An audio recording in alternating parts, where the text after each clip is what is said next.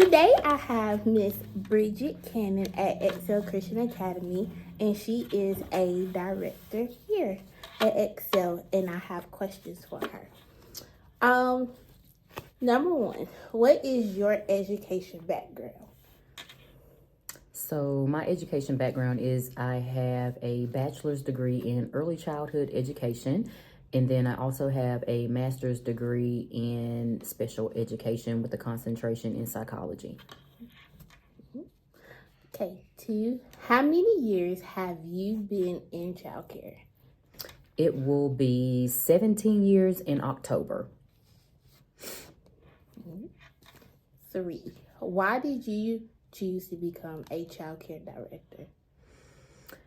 I'm not gonna necessarily say that I chose it. I'll say that it chose me. I just have a love for kids. I definitely started out, after I graduated high school, I started out as a dental assistant, and I did that for 8 years, and then decided that I wanted to go back to school. And so I did go into early childhood education, but I ended up working in the public school system for a couple of years, and then realized that I prefer the younger kids. And so it has landed me in the world of early childhood education at this point. What ways do you build relationship with your staff? I think that building relationships with staff is definitely important. I want people to feel like they are appreciated. I want people to feel like they are seen. And that their work just doesn't go in vain. I think sometimes we get the short end of the stick when it comes to childcare, and just, even down to like the funding and that sort of thing and the pay. And so I just, want to make sure that they know and they feel appreciated, even if it's, I got to take a mental day, I got to take a day. I have an emergency. It's not for me to determine what is an emergency or what type of day you need off. Just take the day off, because at the end of the day, I'm going to take the day as well. I definitely think that it is needed in order for people to clear their minds, and just to know, that life is a stressor, but, your job doesn't have to be as well. That's good. That's good. How do you build relationship with challenging parents? Oh, challenging parents. That is a day-to-day thing. I think for myself, a lot of people sometimes call me like blunt and to the point.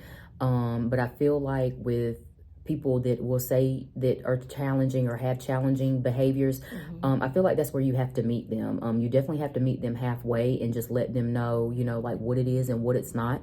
And don't deviate from that, and allow them to make the decision for themselves, if this is a good fit for their child as well as them, because we want everybody to be comfortable, and I don't want anybody, parents, staff, anybody to be made uncomfortable or to feel like, this is not a good fit, or even, go out in the community, and kind of badmouth our program or anything like that.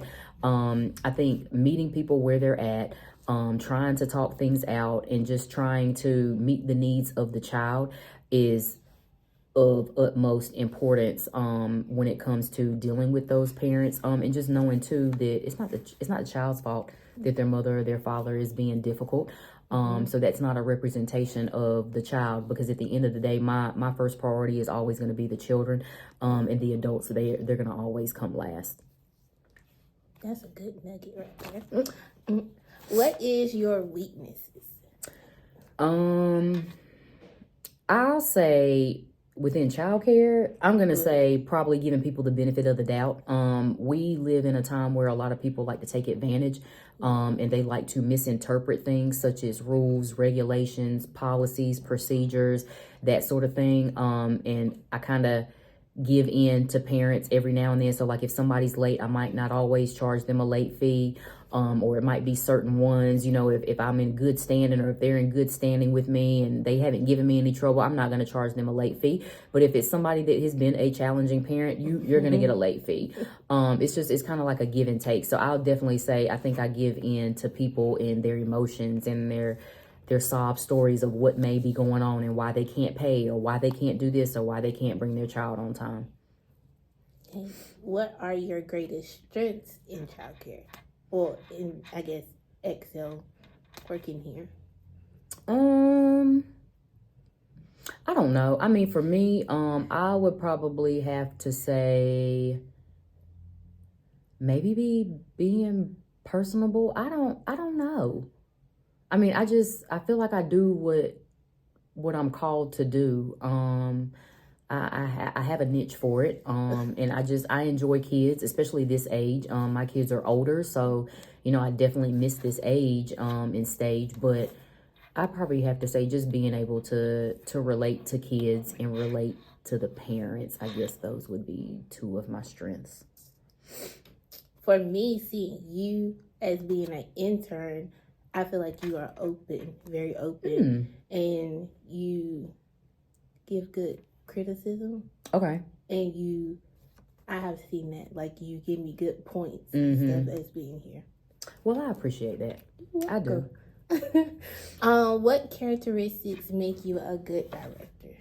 Well, I'll piggyback off of what you said. Just being open, making sure that communication is open with not only the staff, the parents, the kids as well, because we deal with preschool age, and wanting them to know that their emotions do matter, and that they are seen as well, and just making sure that you're being personable, you're loving on them, you're being open, just like you said, the open lines of communication, because I mean it's basically an extension of family. We spend 8+ hours a day here, so I want people to know and understand that if you send your child here, that they're safe. The same thing for the staff. This is a safe place for them as well, and if there's anything that I can do, that I'm always here, and vice versa. I mean, that's really what the community and just childcare in general is all about. Okay. Where do you see yourself in the next 5 years? Ooh, in the next 5 years, I definitely want to be retired. That would be a blessing for myself. I had also thought about maybe later on down the road, maybe doing like maybe an in-home, or even doing like some type of tutoring service. But it just depends on which way my kids go with them getting ready to go to, well, they are already in middle school, but getting ready to go to high school and that sort of thing. I want to make sure that I am also flexible for my kids as well. I pour so much into other people and into other people's kids. I want to make sure that my kids are being seen as well. Okay, last one. Are there any new exciting things happening at ECA? So there's always something going on at ECA. So we are preparing for graduation in May. And before that, we are preparing for spring break. And I know myself as well as the staff are excited about that. It's been a long time coming, it feels like. And then for summer, we've got a summer enrichment camp that's gonna be starting in June. So we'll be able to bring back some of our school age kids and kids that we haven't seen, since last summer or last school year. So that's always an exciting time. Because during the summertime, they're able to go on field trips and just being able to experience new and exciting things, throughout the community and even in other cities. And just being able to give them that opportunity, because there are a lot of families, and people that they're not able to take their kids on certain field trips or because something costs too much. So to be able to afford them the opportunity during the summertime to do those things, and just to see them happy and to see them enjoying themselves and hanging out with their friends, that's what it's all about. I want summer for them to be exciting but also educational as well. So we're able to do that, and summertime is one of the funnest times for us, so we're excited about that. Yep. Well, thank you, Ms. Bridget. Absolutely, you're welcome.